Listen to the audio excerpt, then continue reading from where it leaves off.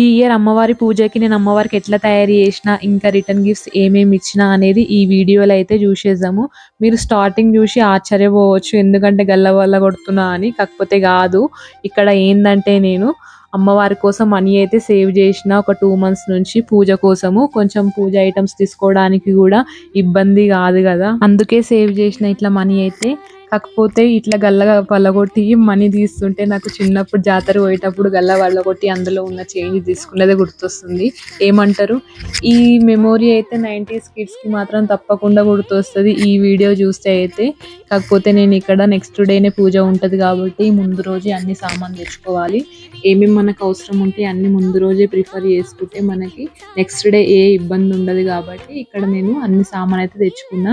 Next day రానే వచ్చేసింది. ఆ రోజు మనం చేయాల్సిన ఫస్ట్ పని ఇంట్లో మొత్తం ఫస్ట్ క్లీన్ చేసుకున్న తర్వాత బ్యాక్గ్రౌండ్ డెకర్ అయితే చేసుకొని ఇక్కడ ఫస్ట్ నేను చేసేది అమ్మవారి అలంకరణ. మెయిన్ అమ్మవారి అలంకరణ చాలా టైం పడుతుంది కదా, ఇక్కడ నాకైతే ఒక 1.5 hour వరకు టైం పడ్డది. మీరు చూస్తే మీకు అర్థమవుతుంది. ఎందుకంటే స్టిఫ్గా మొత్తం మనం అమ్మవారికి అలంకరించేటప్పుడు ఫస్ట్ చేయాల్సింది శారీ డ్రేపింగే. ఇదే చాలా పెద్ద ప్రాసెస్. ఎందుకంటే కొంచెం చాలా మంది ఎక్స్పర్ట్స్ ఉంటారు, వాళ్ళైతే తొందరగా చేసేస్తారు. మనం అంత ఎక్స్పర్ట్స్ కాదు కదా. ఇంకొకటి ఏంటంటే నాకు ఈడ అమ్మవారికి అలంకరించే బిందె ఉంది చూసినారా, దానికి కింద స్టాండర్డ్గా లేదు, కొంచెం అటు ఇటు ఉంటుంది. అందుకే అది షేక్ అవుతూ ఉంటుంది. అందుకే కొంచెం జాగ్రత్తగా స్టిఫ్గా అన్ని సేఫ్టీ పిన్స్ కూడా పెట్టుకుంటా. ఇట్లా అయితే నేను అలంకరించిన చూస్తురు కదా. ఇక్కడ నేను అమ్మవారికి శారీ డ్రేపింగ్ డబల్ స్టెప్ వేస్తున్నా. అందుకే పళ్ళు అయితే డబల్ ఫోల్డ్ చేసి అయితే తీసుకున్నా. ఇక్కడ మీరు చూస్తున్నట్టయితే కనిపిస్తుంది. ఇలా డబల్ స్టెప్ చేయాలనుకుంటే మాత్రం ఇట్లా డబల్ ఫోల్డ్ అయితే తీసుకోవాలి. డబల్ స్టెప్ ఎందుకు డిసైడ్ అయినా అంటే, మనకు సింగిల్ స్టెప్ కంటే డబల్ స్టెప్ వేసి కొంచెం మనకి హైట్ ఎక్కువ అనిపిస్తుంది అమ్మవారి రూపము. అందుకే నేను ఇలా డబల్ స్టెప్ అయితే తీసుకున్నా. ఎప్పుడు ఇలానే తీసుకుంటా మ్యాక్సిమము. ఇక్కడ నేను ఫస్ట్ డబల్ స్టెప్ తీసుకున్న తర్వాత మనం చేయాల్సింది first of all back sari అనేది బ్యాక్ మొత్తం స్టిఫ్గా సేఫ్టీ పిన్స్తో అయితే పెట్టేసుకోవాలి. ఎందుకంటే ఇక మనకి డిస్టర్బెన్స్ అనేది రాదు, ఊడిపోయే ఛాన్స్ ఉండదు, పడిపోయే ఛాన్స్ ఉండదు శారీ అనేది. ఇలా మొత్తం నేనైతే ఎక్కడికక్కడ సేఫ్టీ పిన్స్తో అయితే చాలా బందోబస్తుగా మంచిగా అలంకరించిన. చూడండి, నాకు వచ్చినట్టయితే నేను అలంకరించిన. ఇది ఎట్లుందో మీరే చెప్పాలి. ఇంకా ఇక్కడ మొత్తం అలంకరించిన తర్వాత జ్యువెలరీ అయితే పెడుతున్నా. ఫస్ట్ మనం జ్యువెలరీ పెట్టిన తర్వాతనే అమ్మవారి అలంకరణ అనేది శారీ కూడా డ్రేపింగ్ అనేది సెట్ అయిపోతుంది. అప్పటి వరకు సెట్ కాదు. చూసురు కదా, ఇక్కడ అమ్మవారికి అలంకరించిన తర్వాత నగలన్నీ పెట్టినాక మనకి సెట్ అయిపోతుంది శారీ కన్ఫామ్గా ఎట్లా కుదిరిందా లేదా అనేది అర్థమవుతుంది. ఇక్కడ మొత్తం నేనైతే నగలు పెట్టి అలంకరిస్తున్నా. ప్రతి దానికి నేను సేఫ్టీ పిన్ అయితే కంపల్సరీ యూజ్ చేస్తున్నా. ఎందుకంటే అవి మళ్ళీ పడిపోవద్దు, పూజ చేసే టైంలో ఎలాంటిది రావద్దు. ఏది వచ్చినా సరే అనుమానమే ఉంటుంది కదా మనకి, ఏదైనా పడిపోయినా ఏదైనా జరిగినా సరే.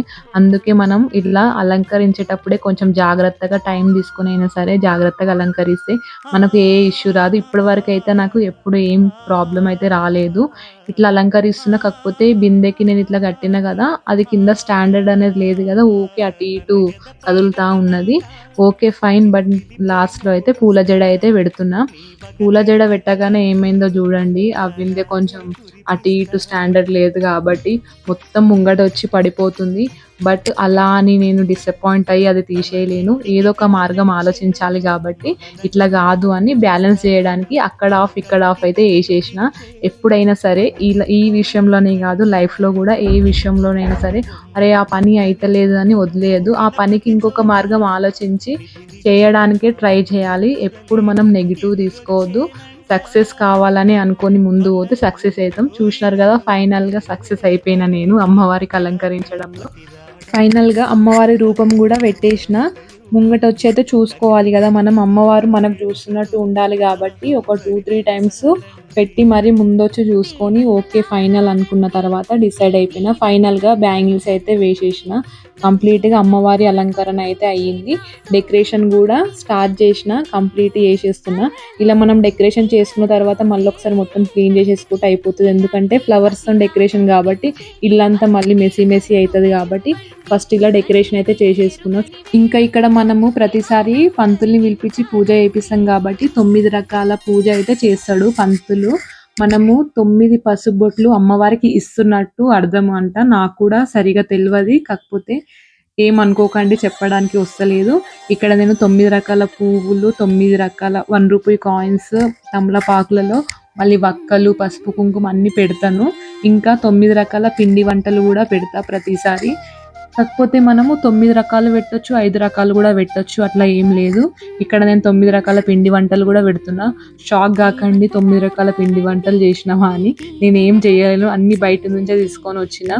చేసే అంత టైం లేకుండే నాకు. ఎప్పుడు బయట నుంచే తీసుకొనొస్తాను. ఇంట్లో ఏందంటే ప్రసాదాలు ఉంటాయి గదా! దద్దోజనం, పులిహోర అవైతే ఇంట్లో చేస్తాను. ఇలా అయితే మొత్తం పిండి వంటలైతే బయట నుంచే తీసుకొనొస్తా. ఇక్కడైతే మొత్తం ఫస్ట్ నేను మొత్తం అన్నీ సెట్ చేసుకున్న తర్వాత ఇక్కడ పసుపు బొట్టు మెయిన్ మనం వరలక్ష్మి పూజ అంటే పసుపు బొట్టు ఇవ్వాలి. ఏమేమి ఇవ్వాలి, ఏమేమి ఇచ్చినా అనేది ఇక్కడ చూడండి. ఇక్కడ ఫస్ట్ నేను గ్లాసెస్ ఉన్నాయి కదా, చూస్తున్నారు కదా, కనిపిస్తున్నాయి కదా, ఇవే నేను రిటర్న్ గిఫ్ట్స్ లాగా ఇచ్చిన. మనం శారీ అన్నా బ్లౌజ్ పీస్ అన్నా కంపల్సరీ వస్త్రధారణ చేస్తే మంచిది అంటారు కదా. శారీస్ పెట్టే అంత లేదు కానీ ఇట్లా బ్లౌజ్ పీసెస్ అయితే తీసుకున్నాను. మ్యాక్సిమం నేను గెస్ అంటే చెప్పిన దాని ప్రకారం ఒక 30 అయితే తీసుకున్నాను.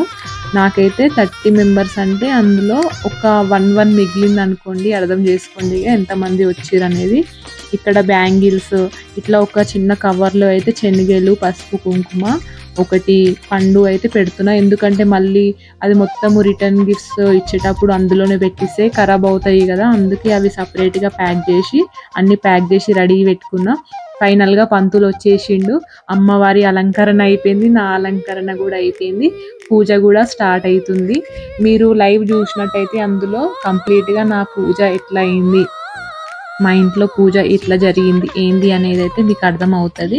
ఇక్కడ పంతులు పూజ అయితే చేపించేసిండు. ఫైనల్గా పూజ కూడా కంప్లీట్ అయిపోయింది. పూజ కంప్లీట్ అయిపోయిన తర్వాత అందరికీ పసుపు బొట్టు ఇస్తే వాళ్ళు ఇచ్చే బ్లెస్సింగ్స్కి చాలా హ్యాపీ అనిపించింది. అట్లనే నాకు యూట్యూబ్ ఫ్యామిలీలో కూడా చాలా బ్లెస్సింగ్స్ ఇచ్చారు అందరూ. Thank you so much for that. ఇలాగే నాకు ఎప్పుడు సపోర్ట్ చేస్తుండండి. మీ బ్లెస్సింగ్స్ ఎప్పుడు నాతోనే ఉండాలి. Thank you so much. And ఈ వీడియో వాచ్ చేసినందుకు కూడా thank you so much. Next వీడియోలో మళ్ళీ కలుస్తా. Thank you. Bye bye.